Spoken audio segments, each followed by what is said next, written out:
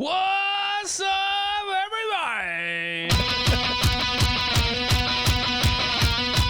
For the next 2 hours, I'm going to be your host. My name is Matt. The Grass Factor Martin. We had I'll give them 2.5 wise guys on today. That's what it was. Can't discount them to 3 because there's just too much damn information rolling through your brain. Don't let it go in one ear and out the other. You let it go in one ear and right out your frickin' mouth. Zabow! Share what you receive. Well, somebody once told me.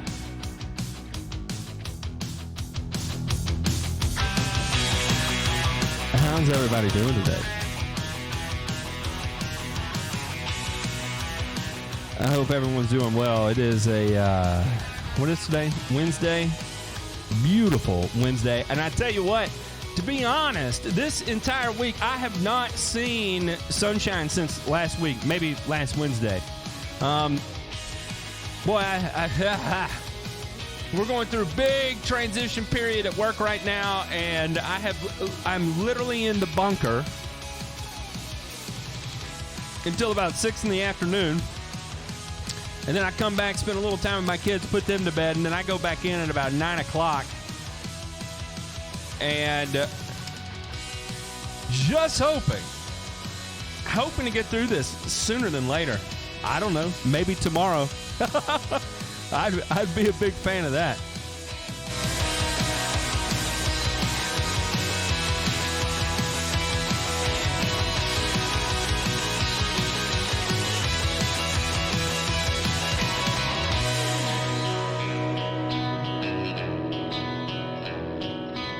Man. You know, it's Wednesday, but to be honest, I'm going to go ahead and treat it like Friday. What the hell? It's Friday! I don't care what anybody has to say. I'm calling it now. It's Friday.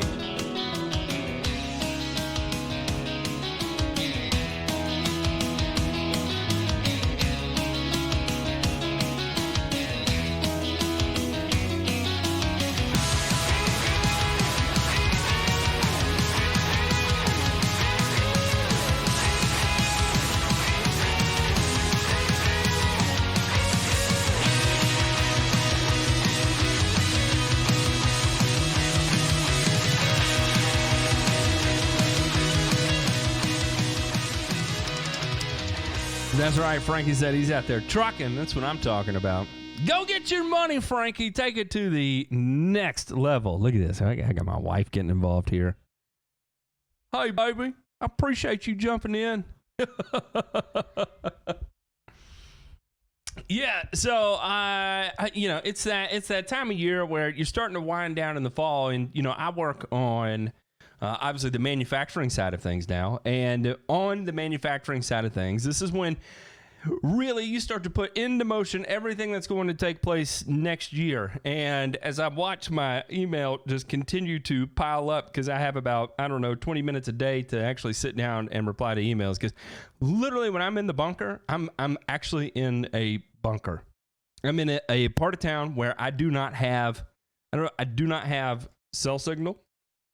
And I'm very, very low in elevation. I'm actually surrounded by mountains. It legit looks like I'm in a bunker when I'm at this place. Shout out to anybody that's ever been to our lab. And these are closed door sessions where we've got a couple different deals we're working on right now, and so we're having closed door sessions with lots of NDAs in place and all kinds of crazy stuff. And you hope that prayer hands that by the end of it all works out for the better, right? And it kind of gets me thinking about lawn care companies that are out there, whether you realize it or not. Now would be a great time to take a moment, stand back, and think about and start to plan what you're going to do over the winter to make sure you free up as many of the pain points as you experienced this year. I think it's always important to reflect back on pain. It's tremendously easier to remember the good things. It's without a doubt easy to do. You think about, oh yeah, Tuesday was just a great time. Or I remember back in March we had a great day there. Oh, remember when we took so and so fishing that one time? That was a great time. This year was good. It was great. I had a great time with it. It's easy to remember those things. And as kind of a coping mechanism, you can call it psychological, psychiatric, however you want to put it. But the piece you actually try to forcefully not remember are going to be the pain points. And what I mean by that is, do you remember the instances through the course of the year where you doubled over wanting to puke? I know I do. I try not to remember them, but I make a point to remember them. I try to record them. I try to revisit them. When you start moving into that opportunity, and when it comes to real growth, you have to revisit those pain points, and you have to put a system in place to eliminate your pain points. If you continue to revel in your pain, whoever came up with that definition of insanity, of doing the same thing over and over again, expecting a different result, I know that's not legitimately the definition of insanity, but whoever came up with that was onto something there. Because it actually is insane to continue to subject yourself to the same amount of torment year over year without offering any kind of plan or solution or to adapt and overcome or to get yourself out of the way. I was talking to my mom the other day about how some people give up on their situation. They give up on where they are. And they just cave. They cave to anything around them, whether society or their work situation or their home life or whatever the case may be. But they reach a certain consciousness where, level of just odd acceptance with wherever they are. They give up the fight, that dog in them, that at the end of the day you dig down into, and you say to yourself, you know what? I don't care. I'm going to make myself better. I think about it as human beings, as humans, we try to evolve so that way our children get to experience things greater than we got to experience, right? And so you dial back, you recall those things as a child or through your course of life that created a pain point for you, and you try to prepare your children in case, because that's your experience, you try to prepare to them, listen, you may encounter this. If you do encounter this, this is how you handle it. Be prepared that the real world is kind of like this. So that way it's not so overwhelming or shocking, or that way they feel like they don't have it within them, that they can't come to you and talk to you about it. And you can offer them some sort of piece of advice. Whether you know the right answer or not, you can say, listen, I hear you. And the only thing I can tell you is that I went through a situation that was remotely similar, that was like this. Or just flat out telling them, listen, I've never been through anything like that before in my life. Good luck. I trust I have at least taught you enough in your life that you'll be able to do something about it. And I support whatever decision you make. Well, it's the same thing really in life as it is with business. You go back and you revisit all those things that created pain along the way. And I have to tell you right now, I mean, it's just when we do these things where you are completely locked in, where we are isolated from the rest of the world. Because we are isolated from the rest of the world right now, it's what you surround yourself with. So it's real easy to go in and do it. And so I highly recommend anybody in business out there, even if you're just trying to set goals on a personal level, if you're trying to map out your roadmap over the next 1 year, 5 years, 10 years, it doesn't matter if you're 40 or you're 14. Everybody should sit down at least once a year and come up with some goals, right? I do. I absolutely love to do that. That's one of my favorite things to do. My wife and I do it together, so we have some sort of plan. We know which direction the boat is going. And if we're cruising at too much speed, we can let some air out of the sails. These things are important. And so I hope you take it upon yourself as you move into the fall, or you move into your slow season, or you move into a period in your business, whenever that may be. I just go off my experience in the green industry, and if I ever had time, it was normally going to be somewhere near Christmas and through midway through January. That was it. Somebody said I need inspirational music. Hang on. I think I can do this. I know somewhere on this I've got inspirational music. Let me see. Inspiring cinematic. How does that sound? Let's try. Let's see what it sounds like. Oh, what? That says vocals. I don't want vocals. Let me do this again. Okay. All right, so where am I?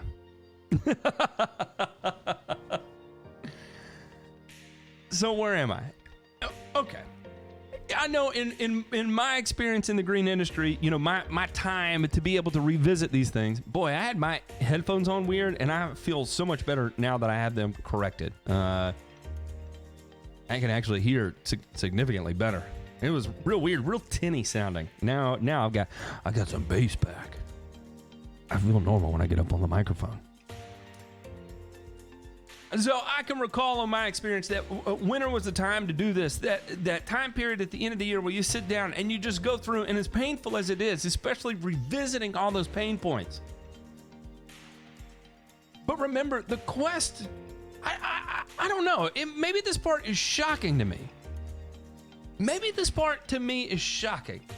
Are there people out there that are 100% content with where they are at all times, and as such have ultimately foregone all desire and need to plan goals and go achieve them, whether they be personally or professionally or spiritually or emotionally? I don't know. Maybe there are people out there like that. That's not me.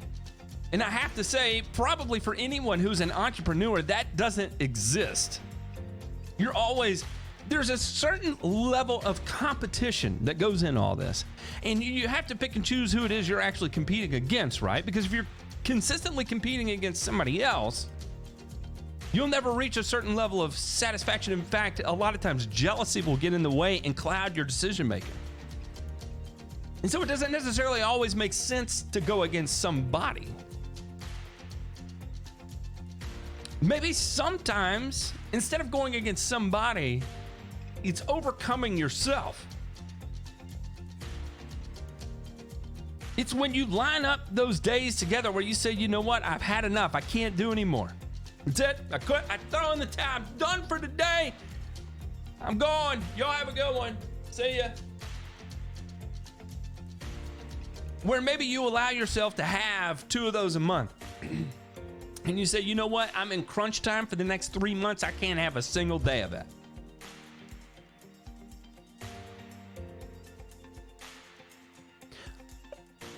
Or whatever the case may be, maybe it's financially, from a financial standpoint. You want to set a certain number of dollars back at the end of the day,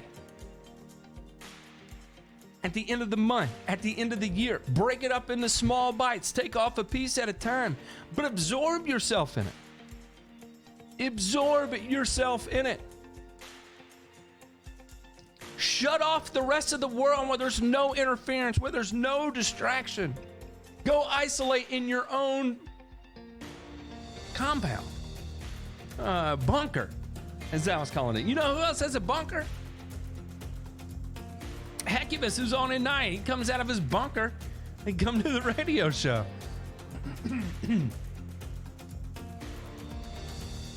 So, Paul, I see you, baby. I don't know. So that's at least where I've been. It's nice. I got to step out today. Obviously, I get to see a little bit of the sunshine from my window, which is encouraging. It's always nice. So I apologize if anybody's reaching out to me, asking questions or anything, and I have not been getting back to you. I've been in the bunker. We're going through a pretty extreme transition right now. And anyway, shortly, maybe even as early as tomorrow, I can't guarantee that. there'll be some big announcements. So hopefully, I'll be able to shed more light on it. But again, if there's anything you can take away from this,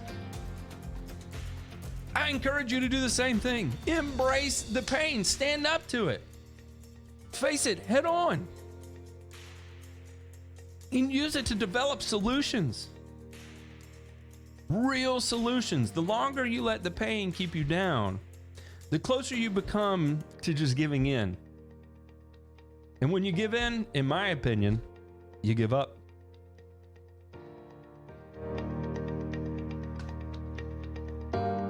You're listening to Turf's Up Radio, your industry, your station. Hey, green industry pros, Turf's Up Radio is celebrating what a great first year we had and wants to give you $100 just for being involved. That's right. All you have to do is visit turfsupradio.com/shout out for 100 and follow a few easy steps. When you hear your name live on the radio, we're going to send you a crisp $100 bill. So be sure to visit turfsupradio.com/shout out for 100 to claim your cash. And remember, Turf's Up Radio, your industry, your station.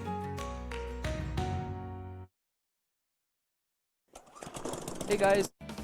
Turning. Hey everybody, it's Brooke Ford, host of The Green Veteran here on Turf's Up Radio. Be sure to check me out every Saturday morning at 11 a.m. Eastern. You're going to hear some great one-on-one interviews with green industry professionals. We're going to talk about best business practices, highlight innovative products, and also provide some insight into some new emerging technologies in the field. That's The Green Veteran, airing each Saturday at 11 a.m. Eastern. And remember, Turf's Up Radio, your industry, your station. Hey, Turf's Up Radio fans, do you know what time it is? That's right, it's time for Turf's Up Radio. Now you can catch us streaming live 24/7 with pro talk, pro tips, and pro interviews. Simply visit turfsupradio.com. Hey, green industry pros, are you new to Turf's Up Radio and want to learn more? Then plug in your earphones and keep listening, because Turf's Up Radio invites you to listen while you work. Our 24/7 live radio platform keeps you up to date, bringing you new tips and interviews from pros like you who want to elevate and educate the green industry. Can't make it to industry shows or events? Don't worry, Turf's Up Radio will be there bringing you live coverage, getting you in on the action. So keep listening to Turf's Up Radio, your industry, your station.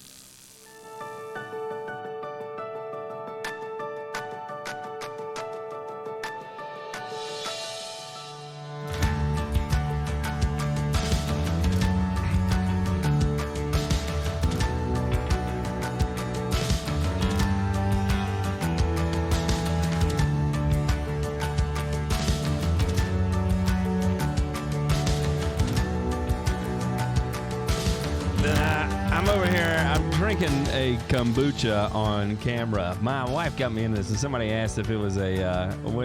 What'd you say, Daniel? Was that a red stripe? It'd be a lot cooler if it was.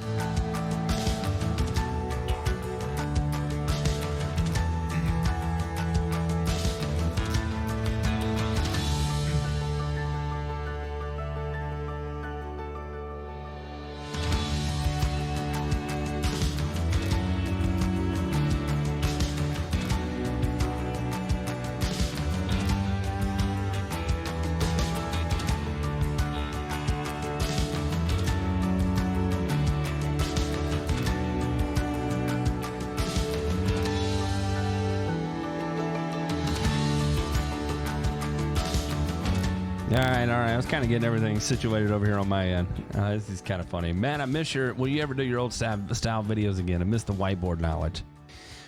Yeah, I will resume with the whiteboard videos again. It's probably going to be at least another week or so when I finish this shut-in with my real job, because obviously that's how I take care of my family, is with that. YouTube does not really pay any of the bills at all. So, but I will, and probably that'll be if you join as part of the membership deal. I'll continue that at some point too. So, but yeah, my wife got me on the kombucha thing here. She was on it. She asked me if I'd ever had it before. I was like, yeah, I've had it. It's fine. It tastes like vinegar, kind of like a sparkling vinegar with maybe a little fruit juice in it or something.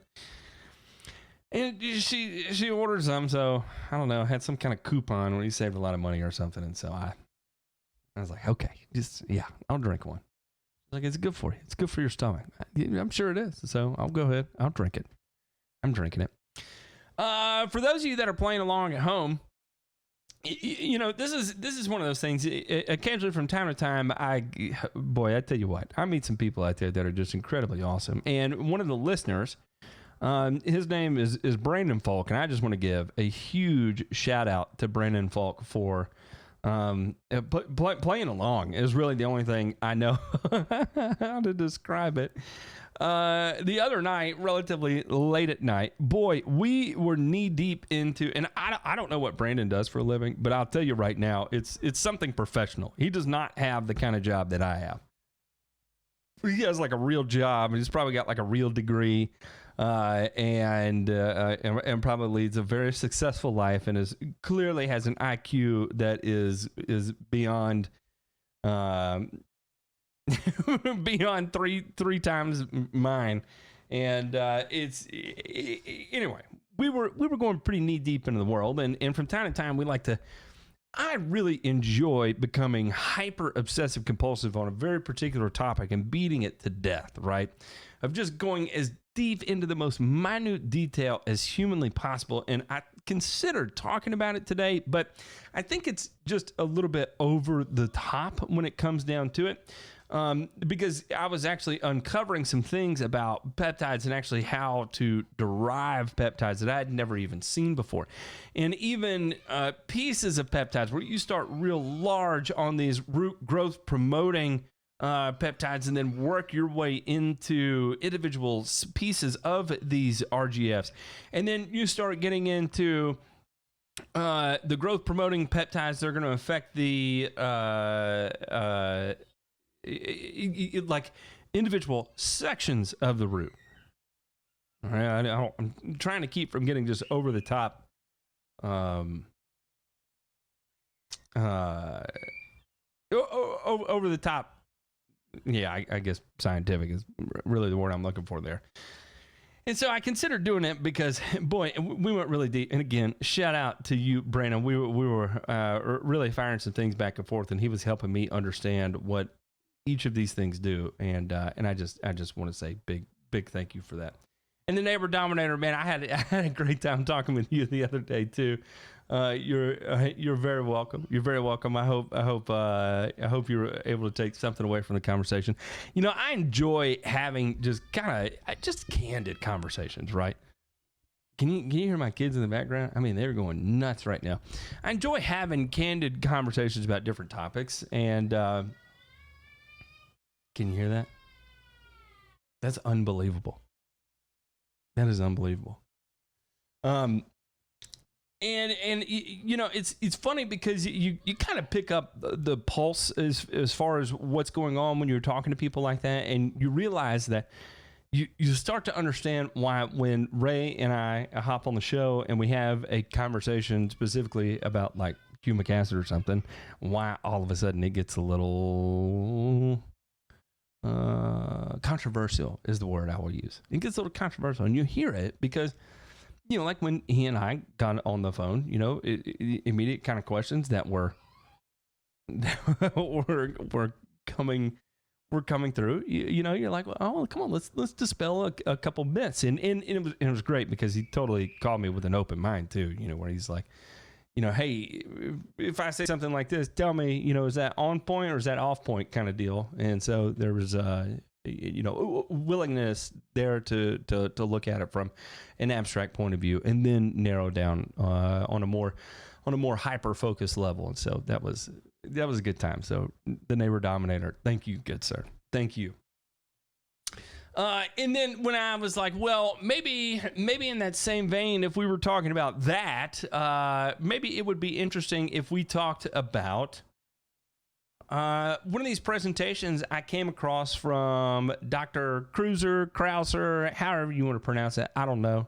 It's not something I know how to pronounce, but the head of basically turf research. I don't know what his specific title is. Is he an associate professor or something? Hang on, let me see.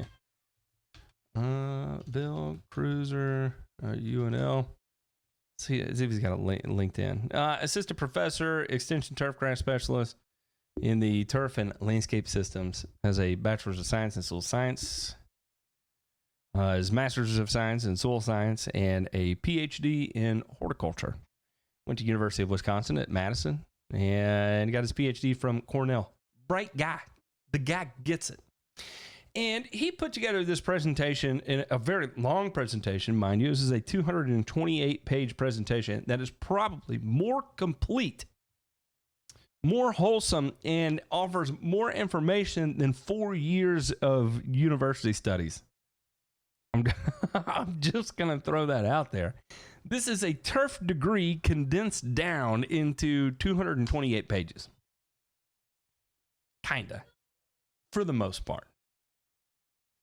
There's probably some economics and stuff that is left out of here. But, I mean, if you can learn this and all the different subjects that kind of help you understand this, I mean, let me tell you, you without a doubt have a turf degree, even if not even on your way to a master's. I'm guessing. I don't know. I never went to graduate school. I hardly graduated high school. I'm just kidding. I did fine in high school.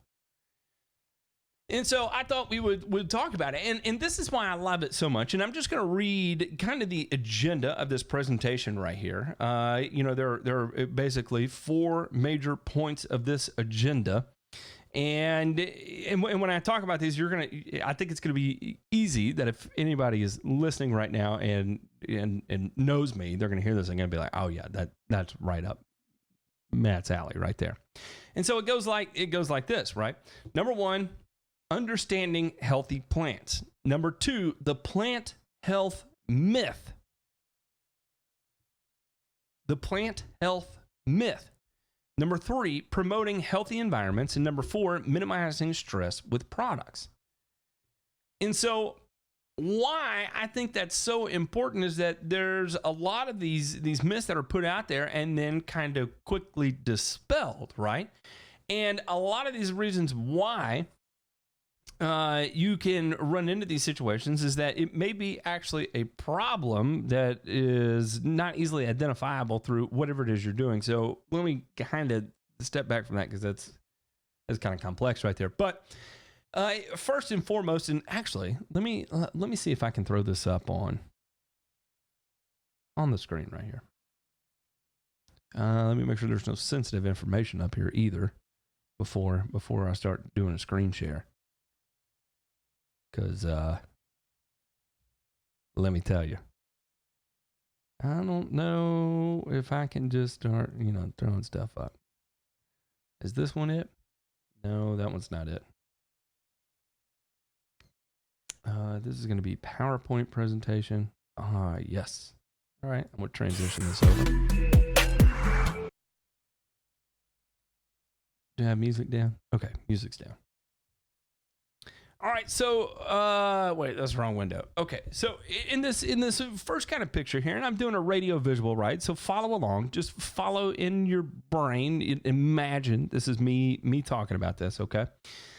And try to picture what I'm talking about. So what we're looking at is 4 different check plots right here, and we're looking at 2 of them that look what I would consider tolerable or even adequate.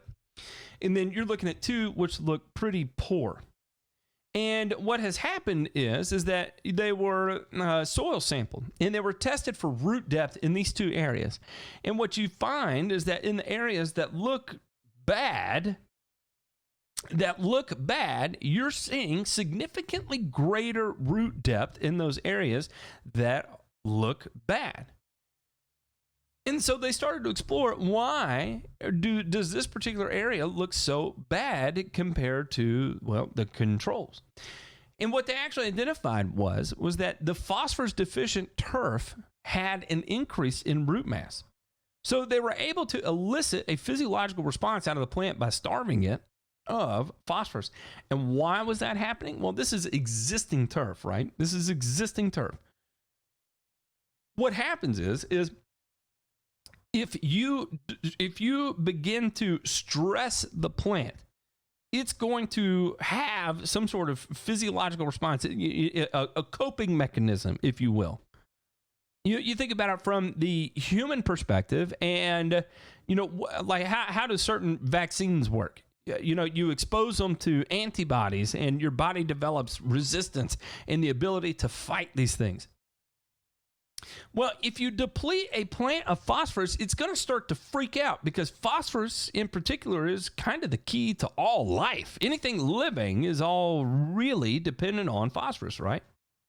And so if you deplete it, you're going to freak out the plant, and it's going to do any and everything it can to possibly find as much phosphorus as possible. Because if it doesn't have any, then it's going to die, right? I mean, that's kind of one of the critical things, is that you can't really have life without phosphorus. And so what happens is that you freak the plant out into the point of actually putting off a significant amount of roots in order to find this phosphorus somewhere, because it's going to die without it. So even though the dogma, the idea there is that, well, if you all you need are just deep roots. All you need are just deep roots. If you have deep roots, everything's going to be fine. Well, yeah, no, that's not the case. That's not the whole picture. That's a piece of the picture. That is definitely a piece of the picture, that roots, and we'll go through later on in this and show where deep roots actually are a significant benefit. But at the same time, your chase for deep roots, you may have stressed it to the point of going and finding deep roots, and that's great, and that's fun, and all that fun stuff. Whoops, change windows there. But at the end of the day, it's doing so. You've increased all those deep roots because, well, you've created a bad situation. You've created turf that looks terrible. The whole reason you have deep roots in that situation is because it's trying to find any and every bit of phosphorus it possibly can, because it's trying to die. That's not a healthy plant. You can see by the top growth, that is not a healthy plant. But you got roots. So it doesn't really mean anything. You kind of have to address it all as a whole. You can't just chase one piece of the puzzle. You have to attack the entirety of the puzzle. All right, real quick, I got to take a break, and when we come back, we will, let's just continue, further on into this, and we'll get a little technical. You're listening to the one, the only radio station in the entire country dedicated to the green industry. This is your industry, your station, Turf's Up Radio.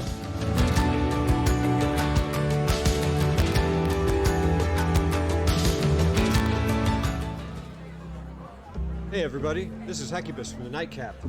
I'm just sitting here relaxing within the vault with my friends and a tasty, tasty pint. You should stop by and listen in sometime. I'm here every Monday through Friday, 8 to 10 p.m. Eastern, live only on Turf's Up Radio. Your industry, your station.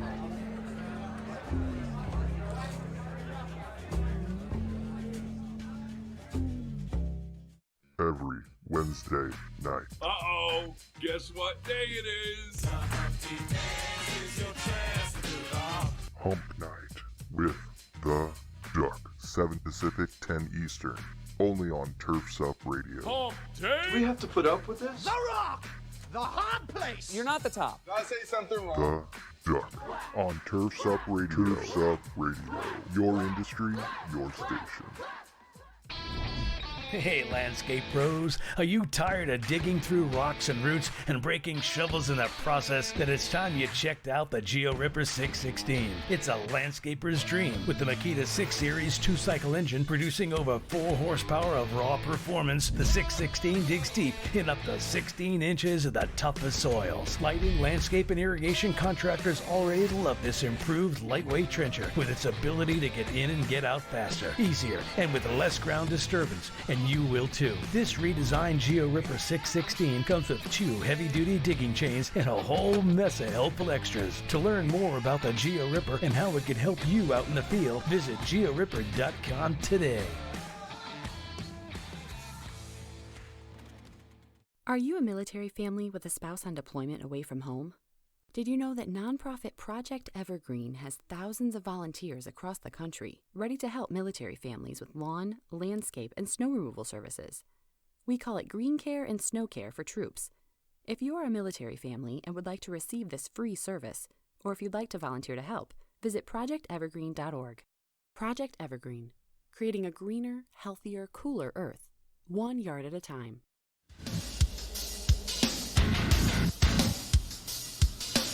Oh, we're back to this, are we?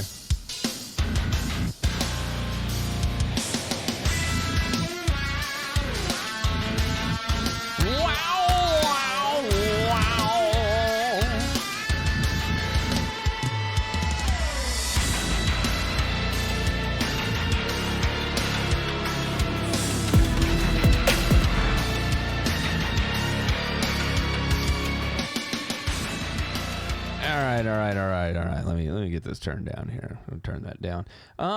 So kind of back to this presentation here, and the way Bill kind of simplifies this is that really what it comes down to, what is healthy turf? Healthy turf is kind of a two-part process, right? So efficient energy capture, conversion, and utilization. So we're talking about the photosynthetic process there, right? And everything that goes along with it. And to perceive and adapt to abiotic or biotic stress. So the different outside factors that affect the plant performance, right? So in kind of a typical healthy scenario here, what we're looking at on this is, you've got sunlight and you've got carbon dioxide, plus a little bit of water that's coming in from the root system, and what happens is that gets converted into carbohydrate sugars, right? More water and oxygen, right? So you end up releasing oxygen. And during that water uptake, you're also bringing in other nutrients, right? Your N, P, and K. And that goes towards plant growth, sugar storage, seed production, secondary metabolites. And of course, into the root system, you get more sugars that are deposited, more carbohydrates that are deposited into the root system. And then what's being expelled? You're releasing CO2, and what else? There's going to be a little bit of water loss through the tissue levels and, through root exudates and different stuff like that too. So kind of a natural, normal cycle that goes on. And then, in this presentation, it gets pretty intense here where we're going through more specific scenarios that take place. So where, you take in H2O, gets diverted into hydrogen, and then O2, and then that plays a part in this particular process, and then it'll move on over into this process where all of a sudden you're bringing in more iron to help with that piece of it, and then you've got ATP that's being generated and all that fun stuff down all the way to the cellular level, and of course that plays into the Calvin cycle and that whole piece of the plant performance side. But really, at the end of the day, it's all about, sunlight and water and converting that into food. And the water portion is what's supplying the NPK to go along with these other growth aspects with is kind of like a secondary aspect and related to the performance that you get out of that sunlight and water. So kind of your sunlight and water and carbon dioxide are the facilitators for the plant to be able to do whatever it is it needs to do with nitrogen, phosphorus, and potassium, right? And then as you start getting into it, then you kind of move into the next piece there where respiration becomes very important. And I love this, is that it's the reverse photosynthesis. Sugar is broken down to release energy. So sugar is going to go through a split called glycolysis, and that's where it's going to release energy to grow. And then the other piece of that sugar split is going to go in towards the Krebs cycle and all that other fun stuff to provide, your energy. I promise it's not always going to be this complex. I'm just kind of giving an overview, and then we'll narrow down into more and more specifics, right? So we're kind of starting at the most basic and abstract view of plants. So we can talk about the theory on how we actually, what it means to develop a definition for healthy turf. So then what happens is it says plants are faced with stress, whatever that may be. A lack of raw material. So you limit CO2 or O2 because of the substrate that it's growing in, right? So we think about soils with very high bulk density, very tight soils.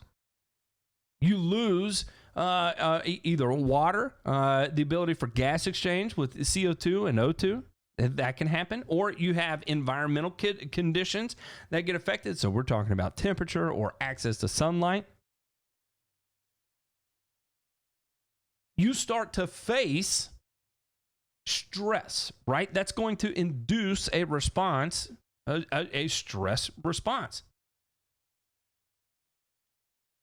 Let me move a little further into this. So, and we can consider this to be a suboptimal condition, right? Whatever the case may be, whether you call it high temperatures are going to lead to greater amounts of photorespiration. And as your respiration becomes greater than your rate of photosynthesis, you start to face a slow death. How's that sound? In cold temperatures, you have more light that is going to be available for the Calvin cycle. And so you get these excess electrons that cause problems. Or, so you can have high temperatures, cold temperatures, and then your pathogens or your insect damage, right? So the pathogens, like your diseases that you're going to face, or insect damage that is, going to actually physically cause harm to the plant, whether it's a pierce or sucker, or it actually feeds on the root system, whatever the case may be. But, these are all, three kind of major plant processes that are affected in this way. These suboptimal conditions, what happens is you lose efficiency in the processes of your plant. Let me move on past this. So what happens is that through these suboptimal conditions, as they face these stresses, what happens is kind of I love what he calls here, plants evolved mechanisms to control reactive oxygen species. So as it faces stress, the plant is going to produce reactive oxygen species. Reactive oxygen.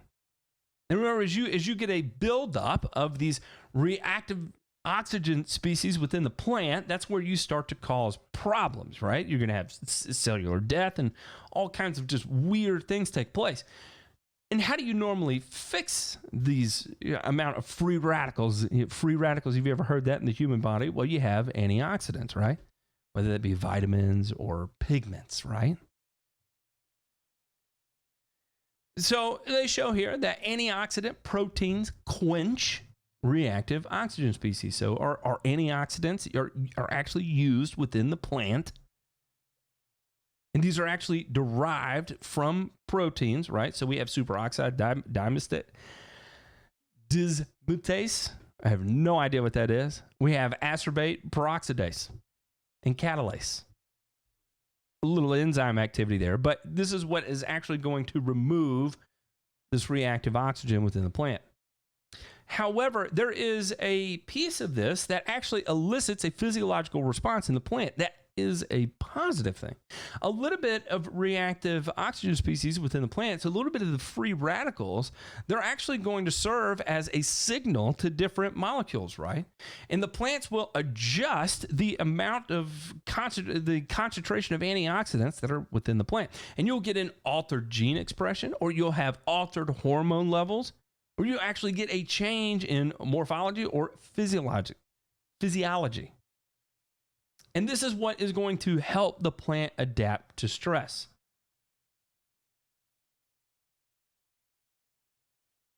With this, he goes pretty deep into this, but what we have observed here, again, kind of that main thing is that when it comes to a healthy turf system, it's understanding how, one, that stress begins to kick in and affect the quote-unquote health of your plants, and then what you can do as a turf manager to overcome some of those more difficult plant processes that you don't necessarily have control over.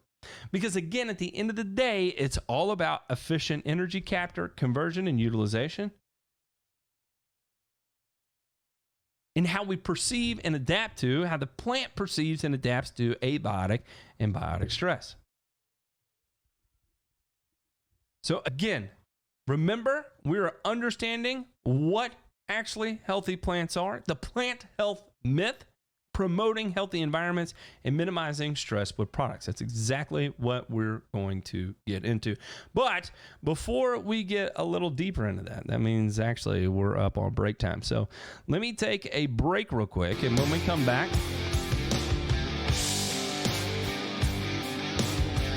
we'll continue on and talk about how we can use some of this stress to our advantage. You're listening to Turfs Up Radio. Your industry, your station.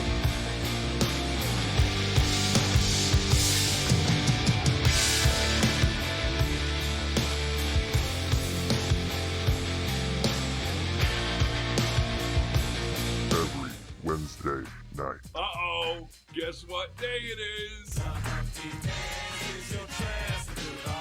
Hump Night with The Duck. 7 Pacific, 10 Eastern. Only on Turfs Up Radio. Hump day? Do we have to put up with this? The Rock! The hot place! You're not the top. Did I say something wrong? The Duck. On Turfs Up Radio. Turfs Up Radio. Your industry, your station. Hey everybody, this is Hecubus from the Nightcap. I'm just sitting here relaxing within the vault with my friends and a tasty, tasty pint. You should stop by and listen in sometime.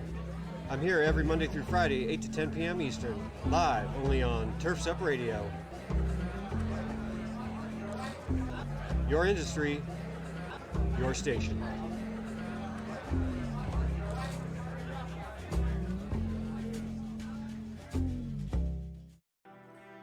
Hey everybody, it's Brooke Ford, host of The Green Veteran here on Turfs Up Radio.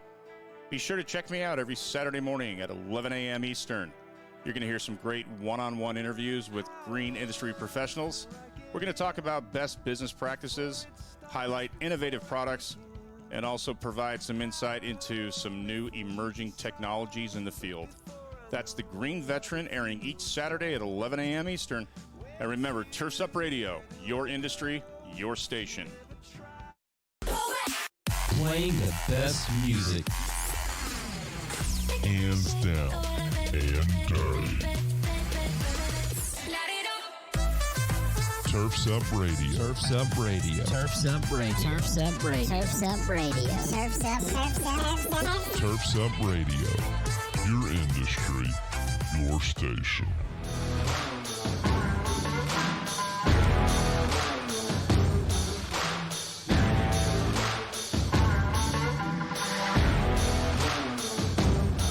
I forgot to turn my mic back on.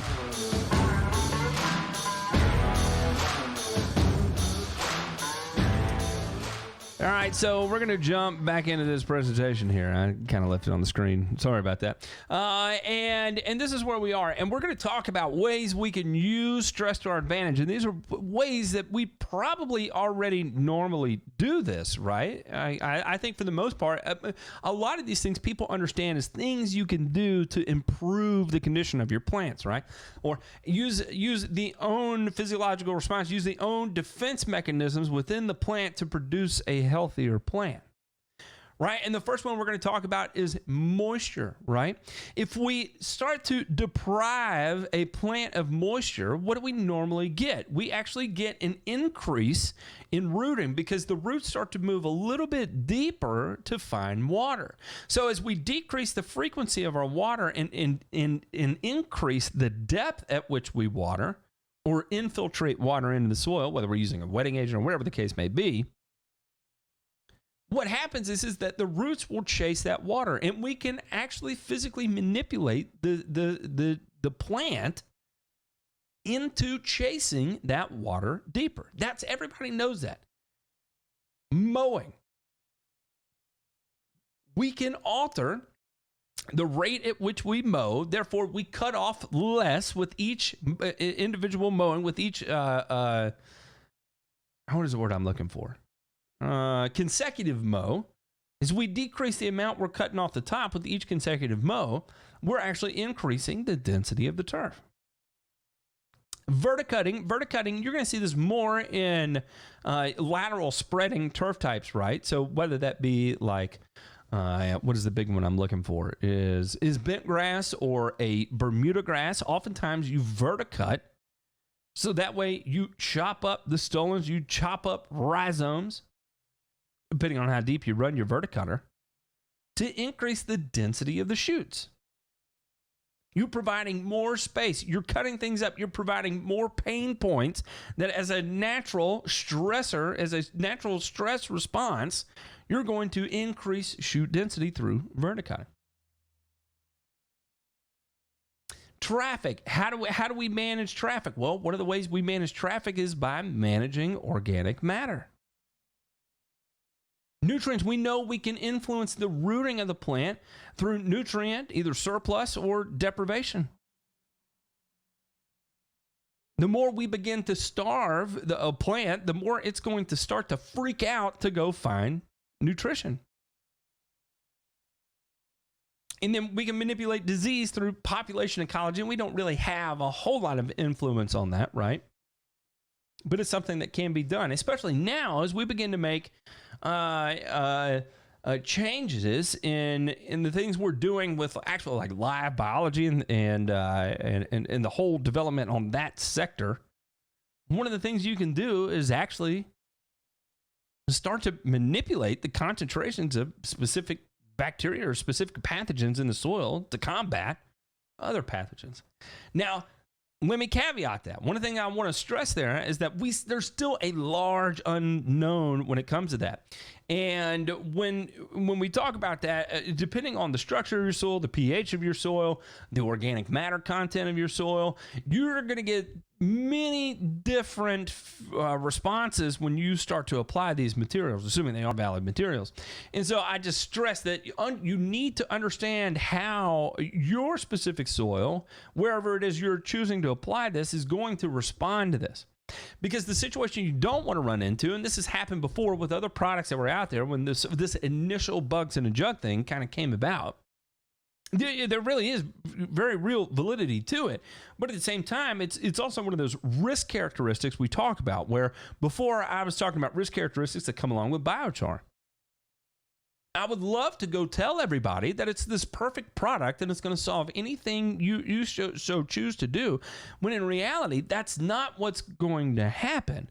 What can happen is if you get into a situation where you over-apply or you're applying the wrong type of biochar for the given situation that you're actually in, you may lead to nutrient deficiency to the plant because it has absorbed all this material and taken away in terms of what's actually available to the plant.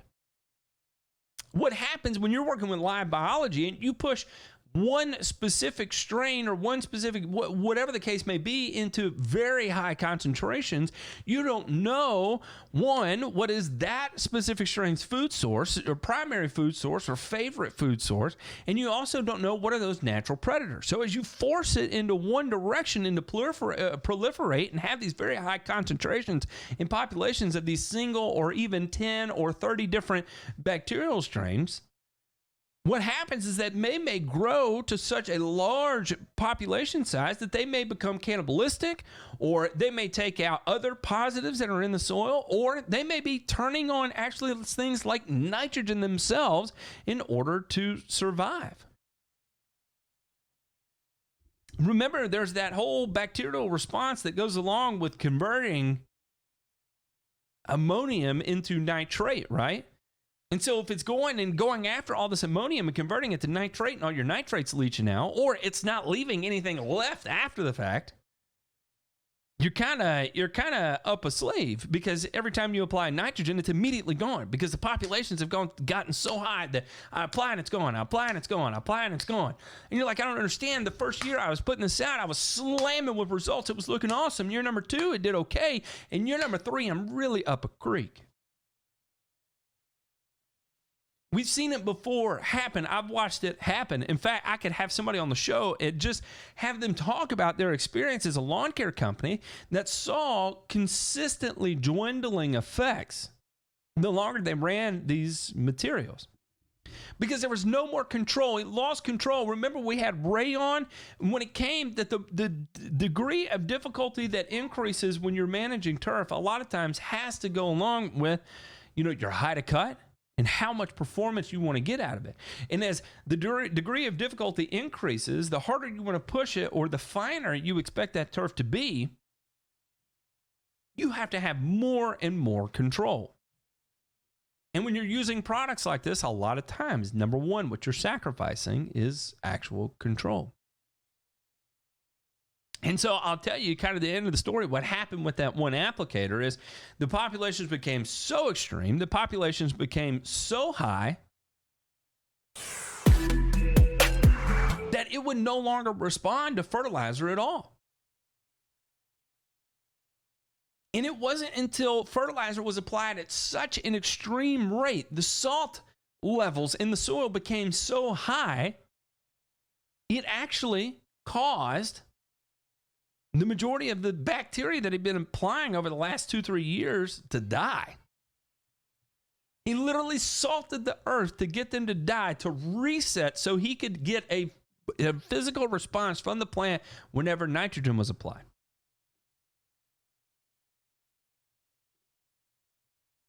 So I just put that out there as, kind of a risk. I'm not saying don't use these products because they are working. But you have to understand, and there's people out there that actually do understand this. I'm not going to say it's everybody, but people do understand this. And I'll tell you one right now. Polytech Organic. Is it Polytech Organic? Or is it Polyorganic Tech? Polyorganic Tech. Gets it. Not everybody gets it. That's one that does. Now, chances are, I want to warn you, is that, this isn't going to be somebody you can call and say, hey, I've got this product that's got bacillus in it. He's not going to want to talk to you. I'm telling you that right now. This is a very busy individual and an incredibly, this guy needs to be doing what he's doing. He doesn't need a whole lot of people interfering his day-to-day routine because that guy is the one who's going to save lives through what he understands. Everybody leave him alone and let him do his thing. He is special. In fact, I'm not even going to tell you the guy's name just in case. So pre-stress conditioning. I think this is something we can all kind of agree here is that we understand about pre-stress conditioning, right? So prior to the onset of stress, we expose the plants to these minor, non-lethal, stressful situations. And what happens is that it's going to induce gene expression to avoid or tolerate future stress. Look, there's David Turf Nerd right there coming in on it. I'm not going to say his name, David. I'm not going to say his name. In fact, we're just going to drop it. We'll just drop it from that point forward. And exposure to one stress conditions plants to cope with a different stressful condition.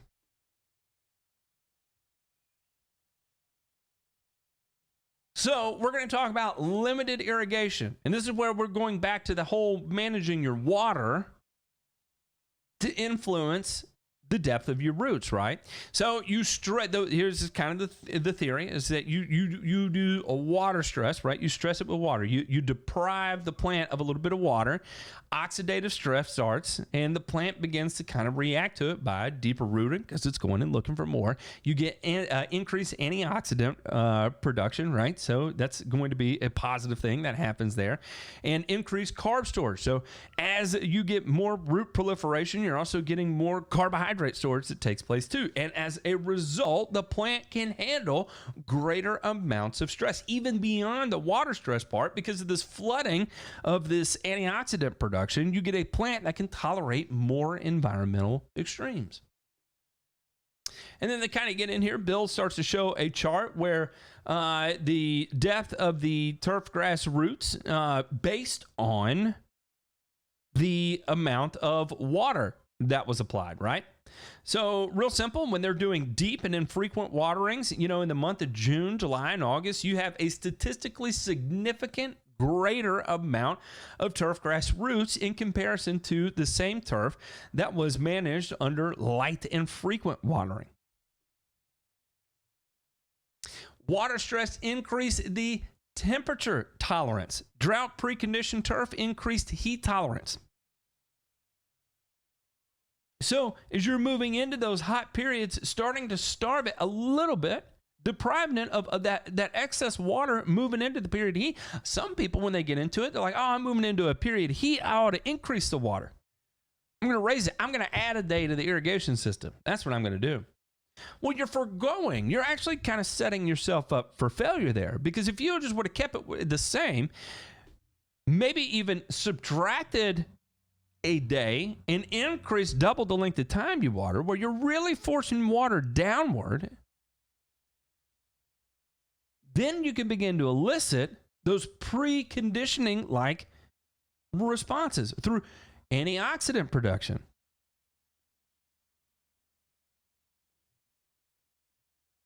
And as a result of that, as you move into these hot time periods, your turf grass is going to be better suited in how to handle it, because it's been through that preconditioning, that increase of antioxidant production, those deeper roots, the reduced respiration, the increased carbohydrate storage. All of that is going to help. And it's not just helping because you deprived it. It's not just helping deal with the fact that you deprived it of water, but it's also helping in this instance with heat tolerance as well too. I'm going to take a break, and when we come back, let's keep going on this. And we got 4 more segments. Let's just see how deep down the wormhole we can officially get. Hey! Hey!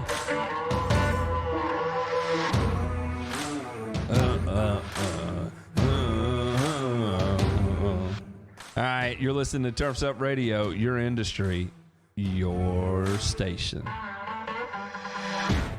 Hey, Green Industry Pros, are you new to Turfs Up Radio and want to learn more? Then plug in your earphones and keep listening, because Turfs Up Radio invites you to listen while you work. Our 24/7 live radio platform keeps you up to date, bringing you new tips and interviews from pros like you who want to elevate and educate the green industry. Can't make it to industry shows or events? Don't worry. Turfs Up Radio will be there bringing you live coverage, getting you in on the action. So keep listening to Turfs Up Radio, your industry, your station. Playing the best music, hands down and dirty. Turfs Up Radio. Turfs Up Radio. Turfs Up Radio. Turfs Up Radio. Turfs Up Radio.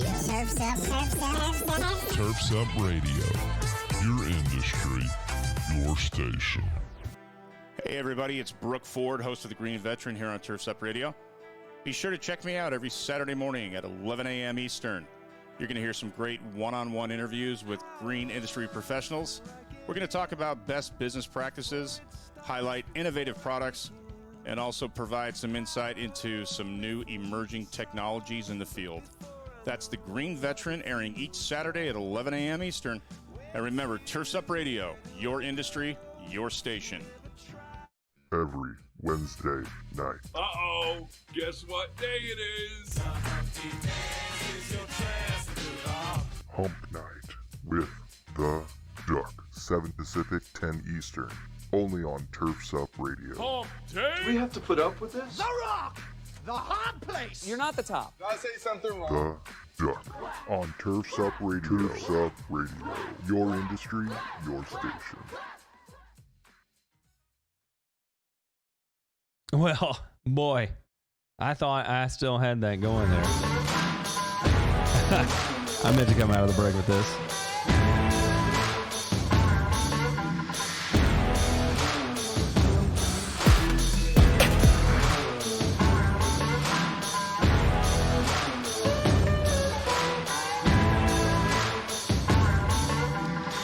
We'll kind of get back into it here. So, and we move on to the next part of the presentation. We're talking about the plant health pyramid, right?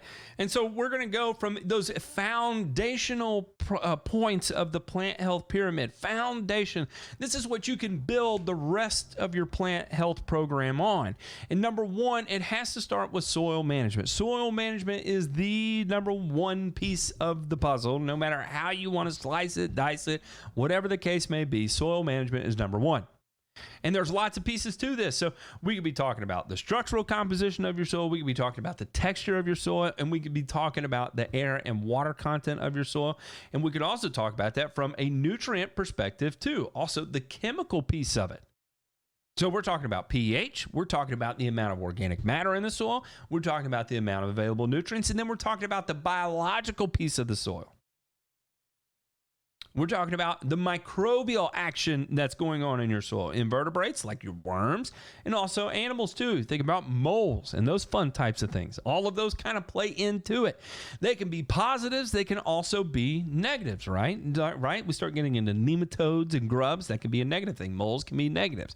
Groundhogs can be negatives. But at the same time, you can have lots of positive things too, like earthworms. You can have high microbial activity.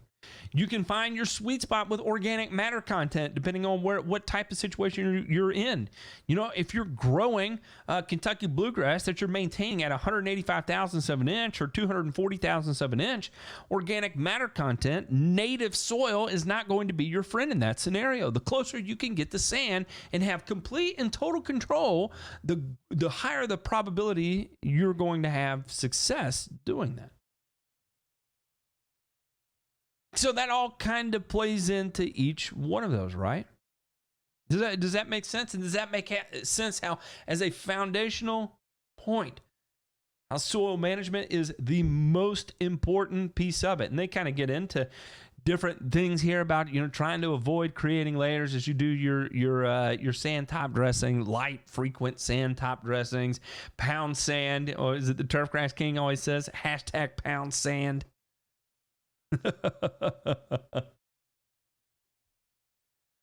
Telly has a great question here. Doesn't stressing a plant also help in bringing about herbicide resistance? I don't know if you're talking about resistance towards reacting to, like a weed reacting to an herbicide. Yes, in a sense. So if you do not have adequate soil moisture, it's going to be difficult for that weed to respond to the herbicide you apply. And if you incorporate any sort of conditions that makes it difficult for the weed to actually respond to the herbicide, to the point where it can actually tolerate the herbicide, quote unquote tolerate, or more importantly, just survive an herbicide application, that piece will help increase resistance. Now, on the flip side, I'll kind of give you this on a twofer note here. In the same way that if you begin to elicit slight amounts of stressing a plant, right? So we'll talk about through water deprivation, and you get the decreased respiration and the increased carbohydrate storage, and you tend to get a little bit better tolerance. A hardening of the plant is kind of the old catchphrase that back when I was learning this, is that's what you said. You got to harden off your plants. Harden off your plants. And normally what we would do is we made sure we were applying plenty of potassium at the time, and we were also listening just a little bit of water stress into it there. Because what happens is that you quote unquote get, you know, thicker cellular structure, and with the decreased respiration, you know, getting stomatal closing. And what is going on? The helicopter's back. I don't know if anybody remembers this, but there was a helicopter outside the other day, and it is back. And boy, it sounds like it's about to land in my front yard. And this is kind of a funny story here. They are, I live way out in the, not way out, but I live out in the county. And there is a big tension lines that run kind of beside my property and around the back of my property. And they are replacing sections of it where they had these old wooden beams. Well, now they're putting in these metal beams, and so they fly in this guy on a helicopter that like dangles and does the work on this. Yeah, Telly, that was when I thought it was you the other day landing the helicopter in my backyard, but it wasn't you. Anyway, they're back, and boy, that kind of freaked me out. That was loud. Okay, so what was I talking about? Oh yeah, so hardening off the plant. So in one instance, you can actually increase the plant's tolerance to an herbicide, where it can have less of a collateral damage like effect. And I'll give you an example of that. So when I'm talking about, what is the product I'm talking about? It is, and man, I can see them out there. It is frightening. The product specifically I'm talking about is, what is it? It's from New Farm, Sure Power. Sure Power contains flumioxazin, right? And flumioxazin you cannot apply until it gets to a certain point of the year. They recommend after like June timeframe, after that plant has gone through a little bit of water deprivation. So a lot of these physiological responses can take place. A lot of these antioxidants are flooded into the plant where it's a little more tolerant towards heat. At the same time, as you develop that lower respiration rate, it's also going to be a little bit more tolerant to that particular herbicide. That particular herbicide can be hard on your fescue grass, which is actually labeled to treat. But if you put it through a pre-stressed conditioning period, it's more tolerant of it. You're going to have less impact on it. So in a sense of distressing a plant also bring about herbicide resistance, kind of not really. Aldo says, in terms of layering soil, does peat moss affect this during a seeding? Yes and no. Kinda it does, not really, because it really it's a lot of organic matter on the front end, but that does get mineralized over a period of time, and so you're getting some carbon deposits that occur into it, and it tends to act more like normal soil after it goes through that mineralization period. So on the front end, yes, but on the long term, not really. I think that kind of makes sense there. So now we kind of go into this, and we're talking about soil again. And when it comes to pH, of course, pH is going to affect your nutrient availability, right? So nitrogen and potassium are going to be, have greater availability. Somewhere around a 6. Your phosphorus availability is up there, somewhere around a 6. Your calcium, all your micronutrients. It's kind of the sweet spot there, right? And different turf grasses are going to have different optimums, and this is what I like, is that you kind of see a wide range here, right? So we see creeping bent grass is going to be on the neutral to acidic side. Tall fescue, neutral to acidic. Fine fescue, neutral to acidic. Perennial ryegrass, closer to neutral. Kentucky bluegrass, closer to neutral. But you're talking about acceptable up to an 8.2 as well. And then my favorite piece of this that Bill gets into is the whole idea of sufficient levels for nutrients. They call it sufficient levels of available nutrients. And this kind of plays into minimum levels of sustainable nutrition, MLSN. And then we're also talking about base cation saturation ratio, BCSR. And for those of you that know me for any period of time knows how much I despise BCSR and think it is a pure and total scam. That's what I'm talking about right here. And even though it is technically a way, the approach is, and the importance of soil is that this is a way to feed the soil, there are significant problems with it. And the whole principle behind it is that you're looking for these magic ratios, right? That if you have the magic ratios of calcium to magnesium or potassium to hydrogen, that you get this just ideal, perfectly awesome soil. However, here's going to be some studies right here. McLean et al. In 1983, a 6-year study on corn, soybeans, wheat, alfalfa, across 3 pH levels, 3 calcium levels, magnesium levels, and 2 potassium levels in all combinations, because it's all about that magic cal to mag to potassium ratio, right? And there was very low correlation between BCSR and yield. BCSR was similar for the 5 highest and 5 lowest yields. The conclusions: there was no evidence to support the validity of BCSR concept as a basis for maximizing crop yield. kind of the same thing. They repeated the same thing on creeping bent grass at Iowa State, and there was no difference in turf quality or clipping weights across these sites. Creeping bent can tolerate wide ranges of cation saturation.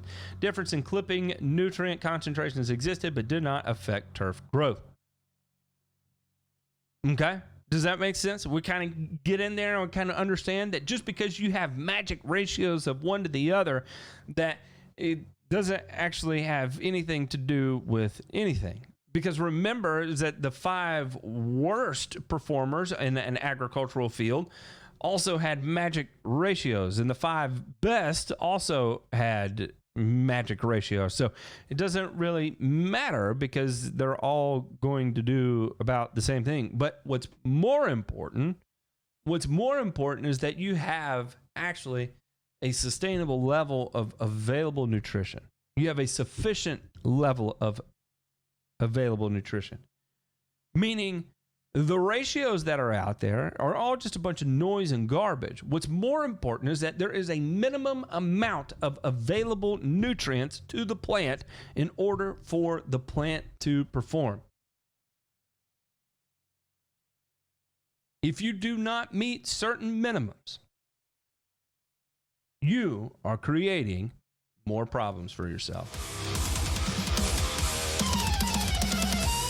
What is this? I need to remove this off the playlist. This is your song, Aldo.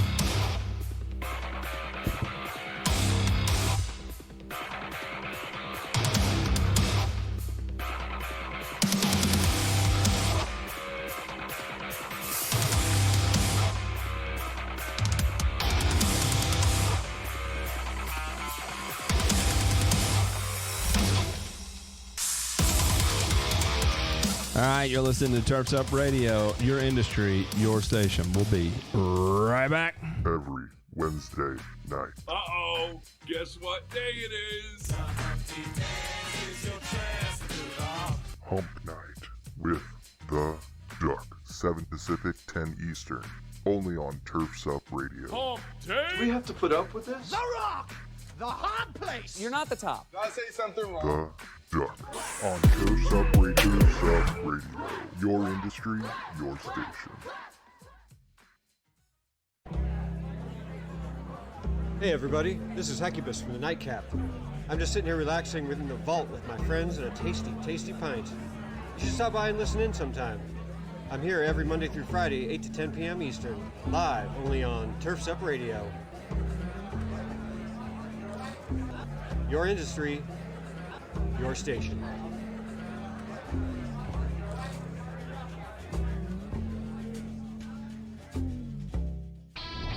Hey, landscape pros, are you tired of digging through rocks and roots and breaking shovels in the process? Then it's time you checked out the Geo Ripper 616. It's a landscaper's dream with the Makita 6 Series 2-cycle engine producing over 4 horsepower of raw performance. The 616 digs deep in up to 16 inches of the toughest soils. Lighting, landscape, and irrigation contractors already love this improved lightweight trencher with its ability to get in and get out faster, easier, and with less ground disturbance. And you will too. This redesigned Geo Ripper 616 comes with 2 heavy-duty digging chains and a whole mess of helpful extras. To learn more about the Geo Ripper and how it can help you out in the field, visit georipper.com today.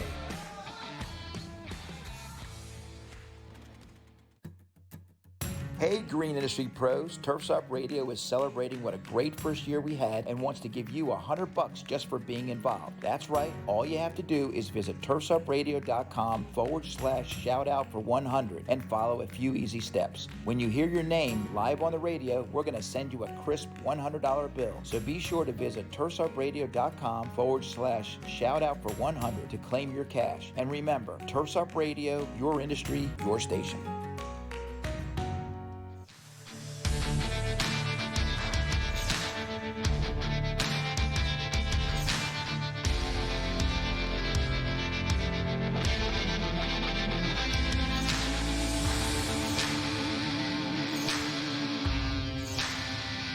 Corporate rebellious rock. Right here on Turfs Up Radio.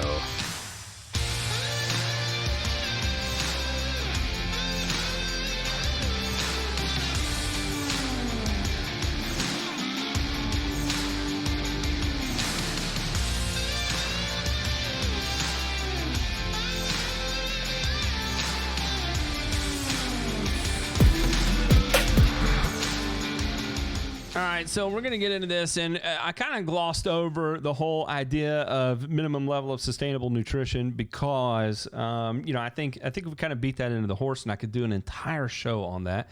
And so I want to get into this and kind of cover the whole piece of this plant performance triangle, where we move from soil management to plant culture, plant protections, PGRs, and of course others. So let's kind of get started with this. Nitrogen fertilization is most important because nitrogen dictates the uptake of all your other nutrients, right? So without nitrogen, you can pretty much forego really the plant, churning through or using a lot of your other nutrients, right?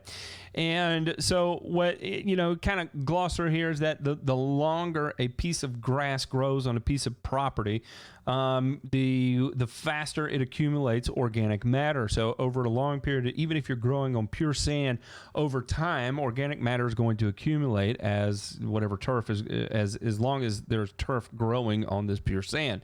And also the rate at which it actually accumulates organic matter is also dictated by the rate of nitrogen applied. So if you're running a program at higher N rates, what would be considered high nitrogen, then you are going to accumulate organic matter in the soil much faster than you would if you were running a low nitrogen program. And why is that? Well, it's because a lot of those physiological processes that are taking place into putting more carbohydrates into the soil, more roots into the soil, and then as those roots go through their natural dying, living, growing, dying cycle, then they're depositing more and more roots into your soil. And as a matter of fact, that's what is going to cause your organic matter level to increase.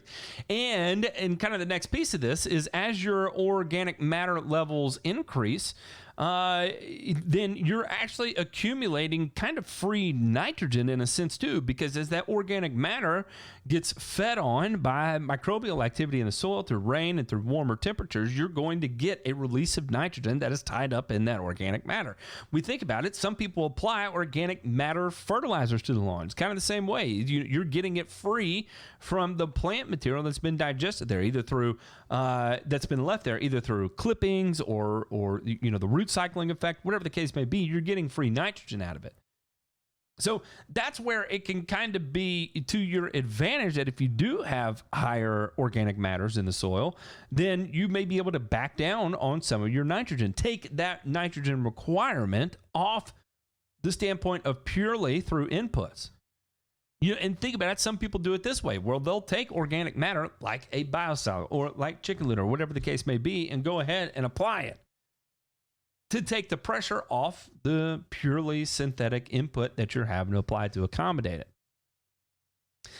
And really what it comes down to is your nitrogen rate really is dictated by you, the turf manager, and you have to make this determination. And I think the one thing that's most important here is that we understand really as we're choosing what to apply and when to apply, we understand also how much of what we applied is actually used by the plant. And this is going to be through two major responses that when you apply nitrogen to the soil, we have volatilization and we have denitrification. And these are some pretty intense statistics here. When we are applying a urea-based fertilizer on a high pH soil and it is not watered in immediately, then what we're going to see is roughly 40 to 60% losses to the atmosphere from that nitrogen applied. Now, if we take urea and apply it to alkaline soil and then immediately give it 2 inches of irrigation, we're only going to lose 1 to 2%. And if we apply slow-release fertilizer, whether it's coated through like a polymer coating or a polymer coat sulfur coat, then we're going to see less impact on nitrogen losses there too. Then, of course, we have denitrification, so that's where we're taking urea to ammonium to ammonia and then to nitrate. And this whole nitrification piece of it, nitrate then nitrite, actually kind of the steps how that goes, is, when it's cool and aerated soil, right? So you have plenty of space in the soil for air and gas exchange. You have minimal denitrification that occurs. When it's cool and very saturated soil, so it's overly wet, then, you can pretty much expect to lose 2 to 5%. So still, again, not really a lot lost there. Because remember, nitrogen, when we talk about nitrogen being stable in cooler temperatures, this is what I'm talking about here. The rate of denitrification decreases pretty significantly. However, if we take that and then we take that same saturated soil, but the temperature outside is now 86 degrees Fahrenheit, we're talking about way increased microbial activity, and therefore we have way increased denitrification that takes place, where our losses are going to be 45 to 96% of the nitrogen we apply is lost. And this is where you see denitrification inhibitors come into play too, like UMAX, like UFlex, diacyanamide, or MBPT. The reason why these are done so is to help combat these types of situations here, especially where you may be dealing with hot and saturated soils. One of the big places where you see denitrification inhibitors used is going to be, like, for instance, in rice production. Why? Because it's a warm season crop, and then second of all, you're dealing with soils that you flood. It's kind of peak saturation there.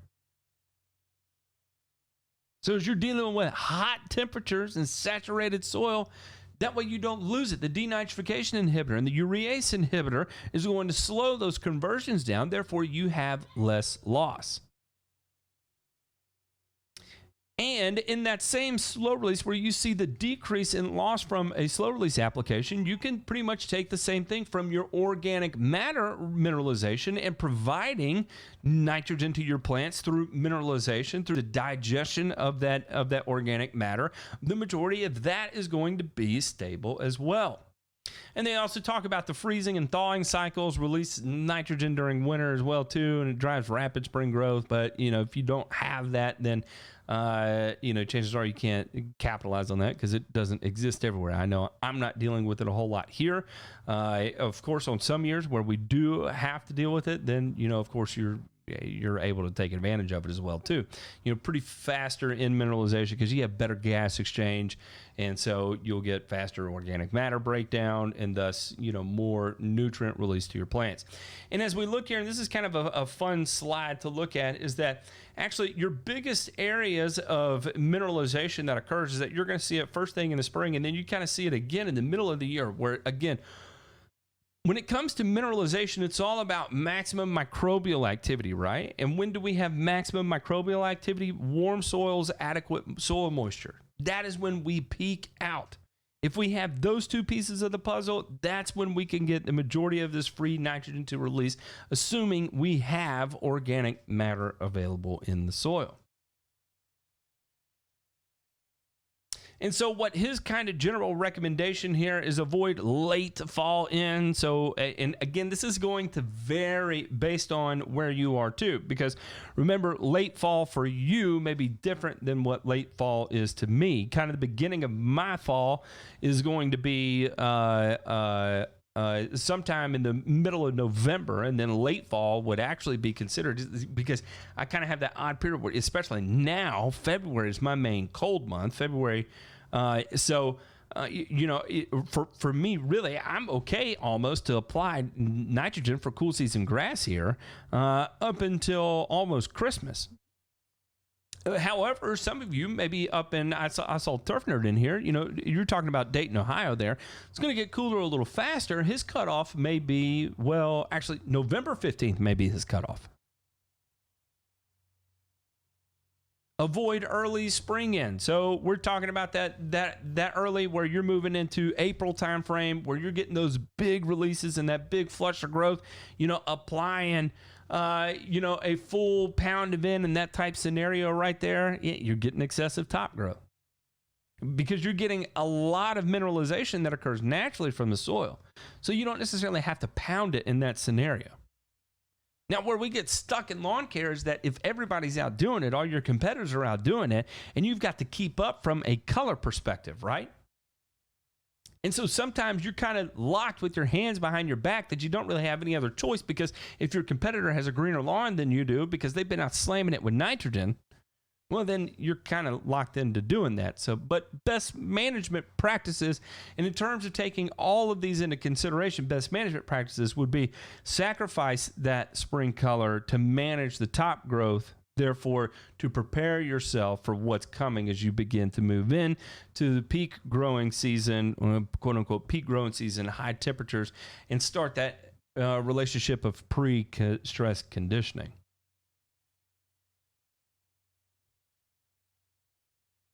And if you look here, of course, the recommendation is, frequent applications and lose your eyes. The ideal way would be many applications at low rates versus few applications at high rates. But we do have tools at our disposal now that we can use, like traditional slow-release fertilizers, like conventional stabilized nitrogen that's been treated with denitrification inhibitors, or whatever the case may be.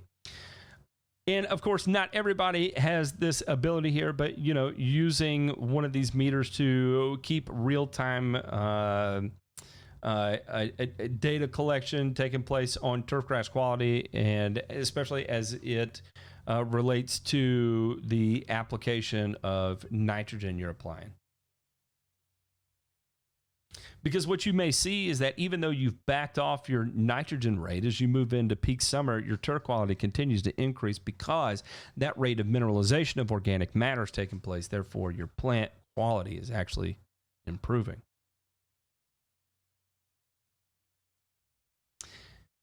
And of course, the other piece of this is water. And do we really need to go into water? Do we really need to? We identified earlier that, irrigating with deficit irrigation is going to cause oxidative stress, which is going to prepare the plants for the stress that's upcoming. Remember, we get all these physiological responses of deeper rooting, antioxidant production, reduced respiration, increased carb storage, all that fun stuff is what's going to allow the plant to increase stress. So I don't feel like we need to go into too many details there, but it's kind of best management practices, right? This is turf grass all condensed into one, is keep things consistently dry. It's going to use less irrigation. You're going to have less water loss in that, less water requirements. It's also going to reduce the leaching of nutrients and pesticides, right? So if you have ultimate control over your irrigation and you're not going through one of those huge deluge years, you'll have slower degradation of your pre-emergent herbicides, for instance. But then kind of the other piece of this too is that they also suggest increasing the amount of data collection and weather consideration that goes into it too. So not always applying just a set it and forget it type method of irrigation control or management.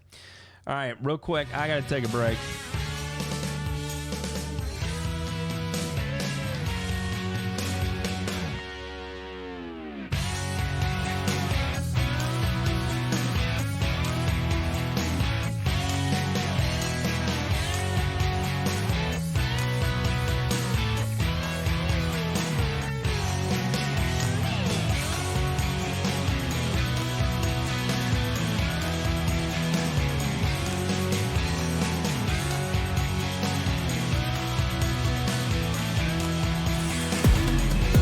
You're listening to Turfs Up Radio, your industry, your station.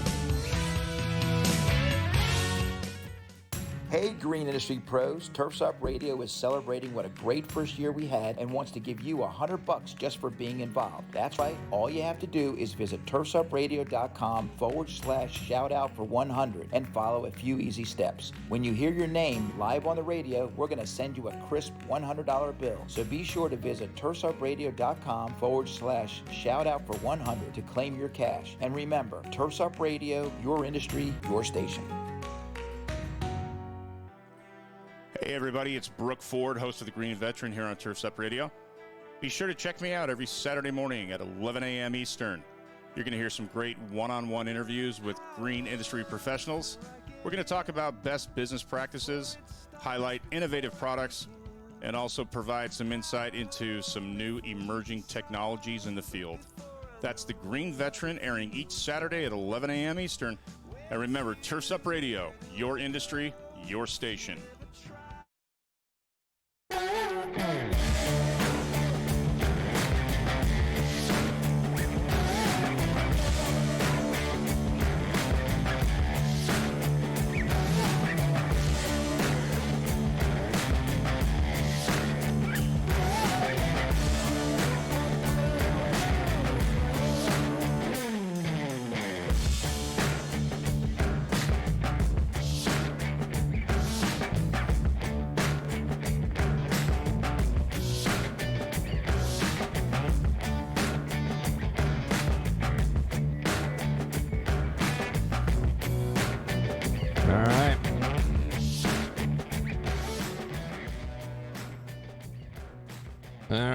All right. And if you want to read this, I'll go ahead and loop you in now. If this is information you're interested in, which you should, because this is kind of the foundation of all turfgrass. And if you have any kind of interest in taking, your turfgrass level to the turfgrass knowledge to the next level, then I highly recommend you check this out. And it's pretty simple. You can Google surefire ways to increase plant health, and it is the very first result. Surefire ways to increase plant health. And this is direct information from a highly respected university here. And now, granted, this is not the most up to date. This is still, I'd say this is, within the last 7 years. So a little bit dated information, but it's kind of at the time what we were working with. So and as I take you on here, and this is where you can get kind of deeper into the wormhole, where he starts busting out, FLIR devices to measure infrared and heat coming off, and how, what these best management practices are for irrigation on these types of places where you're using ET to schedule irrigation, you're monitoring real-time soil water content using your FLIR device, knowing your irrigation systems and soil moisture maps, and using surfactants to promote uniform soil water infiltration. We'll kind of leave it at that. And they want you to keep track of your data and all this. And this is fine. You can do this in a residential setting, but it's going to be difficult to do this at scale, right? And then they get into the importance of the sharpness of a mower blade. And of course, we all know that. And for those of you that are doing, that are using reel mowers out there, it's talking about balancing your clip rate with your ground speed and the number of reel blades you're using. So all good information there too. And they link to, some of the results that came from Frank Rossi did back in 2005. And then it talks about the different types of mower head setups that you're going to see. Like, for instance, if you're using a floating head, they noticed that floating head designs on reel mowers led to lower increases of anthracnose versus fixed heads or even flex heads, depending on the time of year and all that fun stuff. And then, we kind of move into promoting healthy environments and minimizing stress with products, right? So at first, the very first foundation of this, it was all about managing the soil, right? So starting everything from soil structure to NPK to pH. All of that was the foundational piece. That is the very beginning. That is Turfgrass 101. And as we move through here, we've moved through watering, we've moved through mowing, we've moved through soil test interpretation, we've moved through BCSR, we've moved through MLSN, minimum levels of sustainable nutrition, levels of available nutrition. All these fun things, all of those take way precedent, and we haven't even started talking about the other things we can really do to manipulate plant growth, because at the end of the day, these that we've been talking about, eliciting some stress, a little bit of abiotic and biotic stress is going to go a long way towards a better performing plant than any of the other things you've got going for you. So after you take into consideration all of the NPK, your pH, and all that fun stuff, and then your watering, and then your mower, and even your mower type that you're actually using, then you start moving into hormonal pathways, and where this starts is going to be plant growth regulators, right? And you're going to see multiple different ways you can do this. You've got your Class A and your Class B gibberellin synthesis inhibitors, like our trinaxapac ethyl, like our Anu, like our paclobutrazol trimmet, like our Cutlass. All of these are going to now become important after we've got every bit of that else figured out. Once that is figured out, if that's not figured out, this isn't important. If you do not have a foundation, you cannot build upon it with this type of information. There are so many layers to get to before you get to here. You have to have your water right first, or this isn't going to matter. You have to have your mowing right, or this isn't going to matter. You have to manage your NPK levels, or this isn't going to matter. All of those pieces are exponentially by factorial are more important than when we even get to the point of applying PGRs. How many people out there have jumped into it before they understand, before they develop the foundation, have jumped into it with the idea that, okay, well, you know, I've applied NPK, or I've applied a little bit of nitrogen, and so I'm going to go ahead and I applied some nitrogen, I applied a biostimulant, and now I'm going to apply a PGR. You're not doing yourself any favor by doing that. That is not going to be sustainable long term. It may work for you for a year. It may work for you for 2 years. But just like we ran into the situation where we were applying bacteria over and over, as we start moving into year 3 is when we're going to start running into problems. Year 3, year 4, year 5, all of a sudden we can't get that same kind of result that we're chasing. We're chasing the dragon at this point. Puff the Magic Dragon was so obtainable back in our early 20s. Where is it now? I don't know what that means, but you get what I'm saying.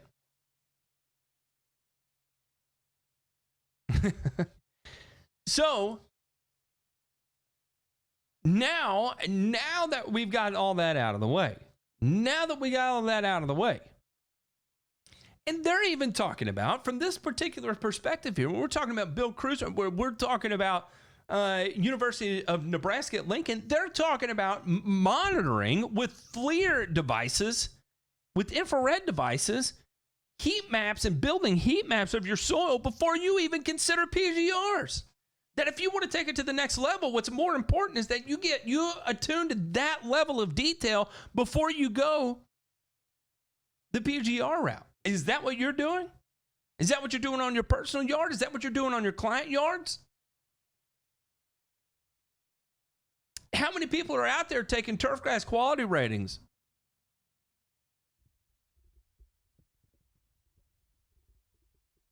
In building out your nitrogen programs based on your turfgrass quality ratings. How many people are building out? And this is one of the things that Ryan, the Sports Turf King, has kind of started teaching me about, is utilizing that organic matter number to program your nitrogen rate. So kind of step number 1, we can use something like the climate appraisal form from Pace Turf. Kudos to those guys. What a powerful tool that is. But then kind of step number 2 is taking into account, when you have your soil test, what are also your organic matter levels? Because those are going to convert into usable pounds of nitrogen for your plant.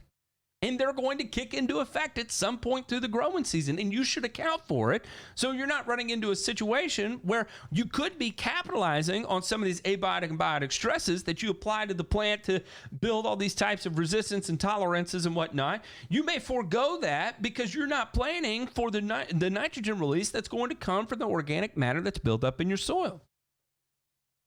Or for those of you that are concerned with building up organic matter in the soil, sorry, I had to hit the COVID button there. Well, I may have to sneeze, actually.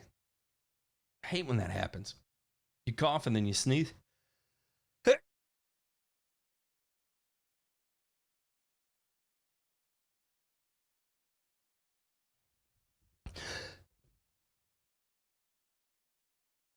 Number 4. Okay, sorry. That was 4 back to back to back to back sneezes. Kind of took my breath away there. Boy, that was intense. I'm going to blame that on the kombucha. It's making me sneeze. I had some sort of weird reaction to it. Either that or it was the COVID. Do I taste pennies? I can't remember where I was before I started sneezing there, but it's okay. So again, what we're doing, we were talking about organic matter in the soil because eventually it's going to release. And for those of you that are concerned about your organic matter levels in the soil, well, according to science and according to data here, one of the better things you can do is, run higher nitrogen programs. Higher nitrogen programs are going to accumulate organic matter in the soil faster, actually, according to what we've been looking at here. Then, after we get all of that figured out, after we move through all of that piece, then we can start looking at PGRs. And this is where we can play with things like our Primo or T-Nex or Anu or Trim It, your paclibutrazole or whatever the case. And then if you want to get crazy and you want to start playing with like your cytokinins and your auxins and your ethylenes, you can start doing this here. But you have to be very careful because there's such a thing as hormone crosstalk. There's too much of a good thing is no longer a good thing. When we're talking about heat stress, one of the things that we see good benefits from is going to be seaweed extracts. And we were talking about the humic acid. There's a synergistic effect between humic acid and seaweed extract when it comes into this heat stress period, because you're manipulating the hormone levels within the plant to tolerate those types of things.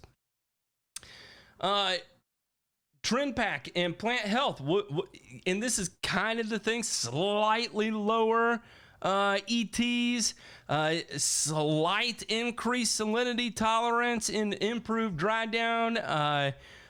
Typically, we see more stress hormones and antioxidants in the plant through applications of PGRs. Therefore, we may see some increased heat stress tolerance.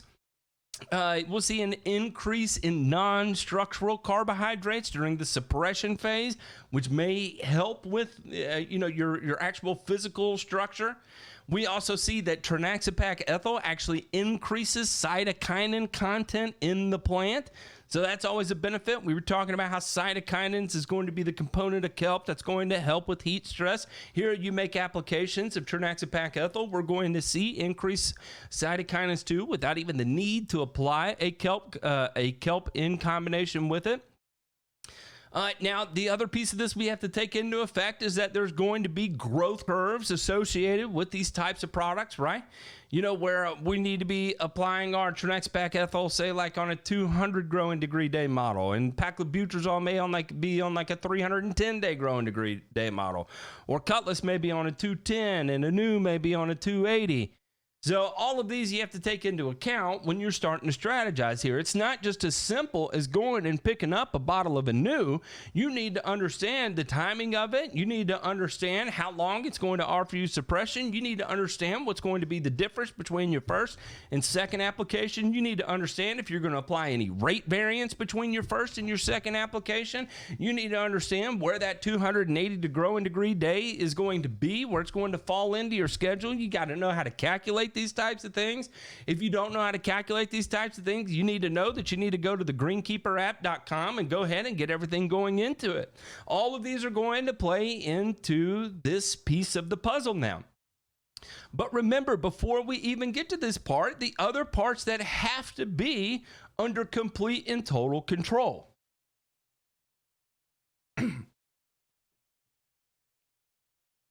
After we move into the PGR aspect of things, that's when we start moving into disease management strategies. This is where this part becomes important.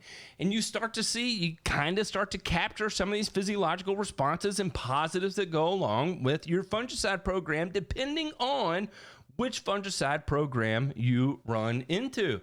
So, for instance, when University of Tennessee did research on strobilurins as a class, strobilurin typically had higher quality turf than other fungicides, but you did not really see much in terms of difference as far as the physical structure of the plant, except for pyraclostrobin, which was I can't remember the name of the product now, but it used to be a granular product that you applied.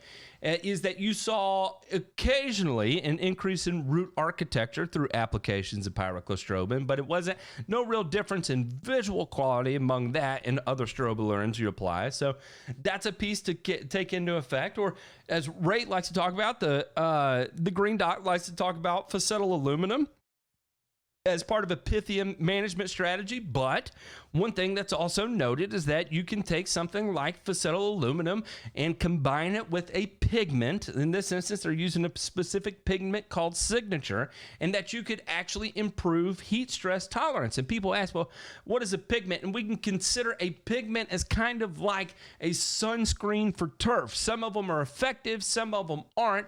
Doesn't necessarily need it, but it can have an effect if used appropriately. Kind of in the same way that PGRs, if used appropriately, kind of in the same way of a biostimulant, if used appropriately, in the same way of humic, if used appropriately, or kelp used appropriately, or whatever the case may be. It all comes down to appropriate use.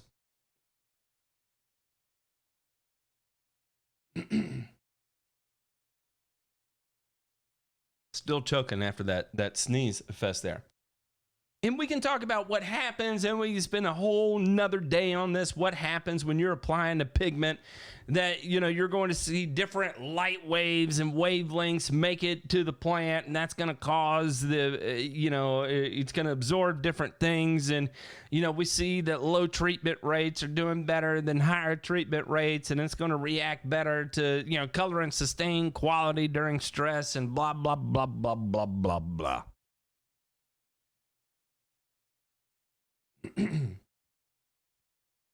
But at the end of the day, if there's anything you take away from this, and of course, I could speak on this literally for 4 years, but at the end of the day, the most important part of this, and I think the part that, when it's talked about, it's looked at as just a giant...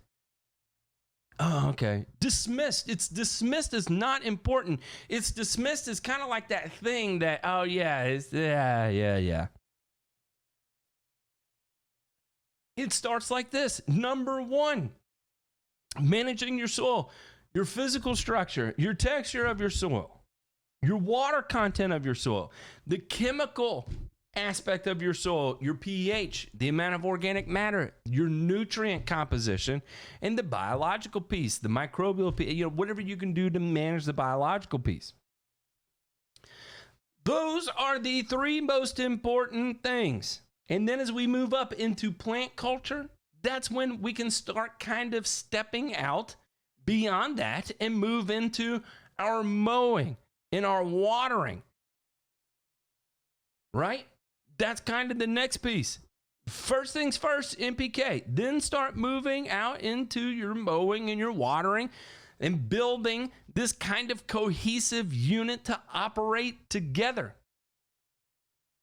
But remember, before you even get to the mowing time piece, you have to think about all these different things. Your nitrogen application timings, the movement, the mass flow, the movement of nitrogen to the roots, what's taking place there.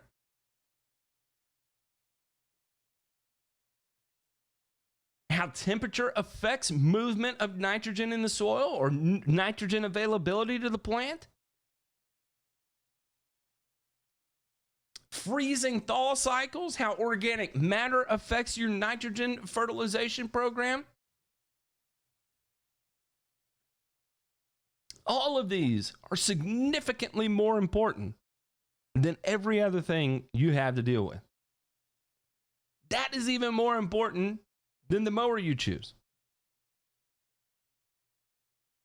So remember, if there's anything you took away from today, this is coming from University of Nebraska at Lincoln, one of the top research schools in the country related to turf right now, as far as what's coming out of there, and specifically because of Bill, who compiled this massive 288-page document here. It all begins at the soil level. Your physical structure, your chemical structure, and your microbial structure. You've got nothing else if you don't have that. So while I get it, while I get that you want to take the race, you want to run the race, and you want to go immediately into hurrying up and applying a PGR, you want to jump immediately into applying a biostimulant. I get it. I get it. Trust me. I'm the kind of guy that's going to buy a rifle and then put a scope on it before I even learn to shoot the rifle. I get it. But I have to take from what I learned in these types of scenarios right here, step back for a moment, and figure it out. Rack the slide. Take the slide apart. Learn how to clean it. Read the manual. Understand how much gun oil it needs.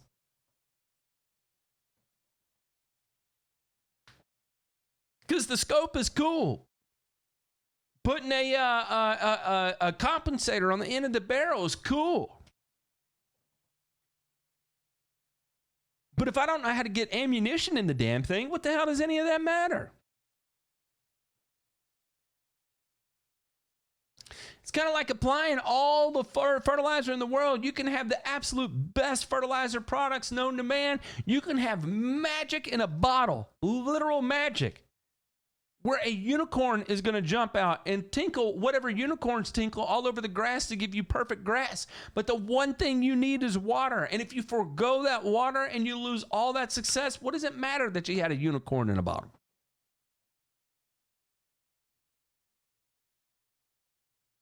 If you have a car with no wheels, the hell is the car doing for you?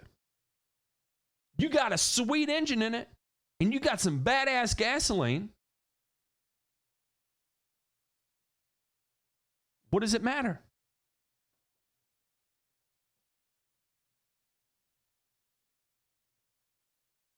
At the end of the day, it's all about building the appropriate foundation so that you can begin to build your success on top of it.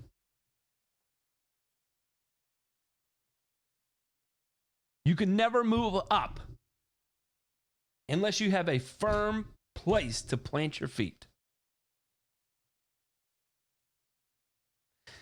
So as we move into fall, as we move into the end of this year, in the same way we go and we revisit our personal pains, as we go back and we explore the pains of our business, let us go back and explore the pains of our programs and understand what we're going to do differently this year, this next year, that we didn't do this previous year.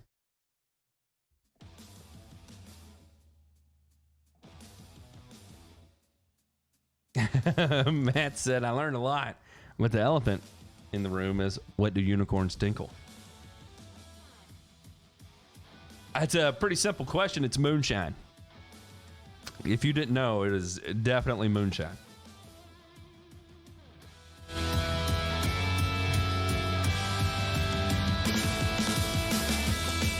So as we move into the fall, take the time this winter to explore back on everything you did. Think about your NPK program. Take the time to learn your different nitrogen sources. Take the time to learn your soil pH. Take the time to do your soil pH correction. Take the time to understand the structure of your soil. Take the time to understand if you need to physically manipulate the structure of your soil and get that friggin' work done. And then once you get that done, then you can start building your NPK program. And as you start building your NPK program, then you can start working on what you're going to do with your irrigation system or whatever the case may be. Then you can start putting a Holly carburetor, 4-barrel, 6-barrel carburetor on your lawnmower. Then you can start putting your 4, 6, 8, 10, 12 blade turbocharger, whatever the case may be, underneath the deck and your baffles and all that fun stuff. Then after you get that figured out, that's when you can start looking at your PGRs, get your trend pack and your T-Next and all that fun stuff. And then after you get that figured out, maybe just then you could actually start looking at a biostimulant to apply. But until you understand each one of those, I warn you that you are traveling in uncharted waters. And the mistakes you make on the basics will only be amplified as you move into the advanced.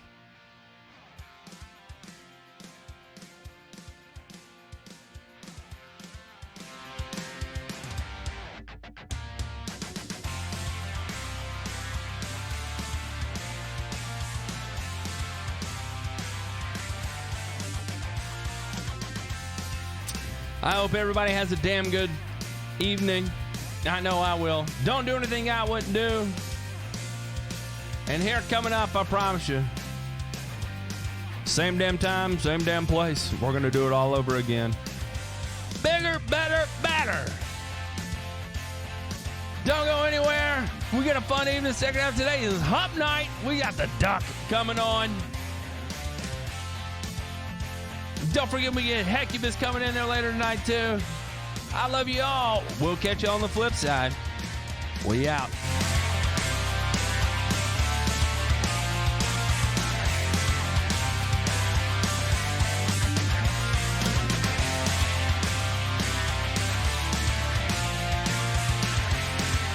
Hi, YouTube, Twitch stream, all this fun stuff.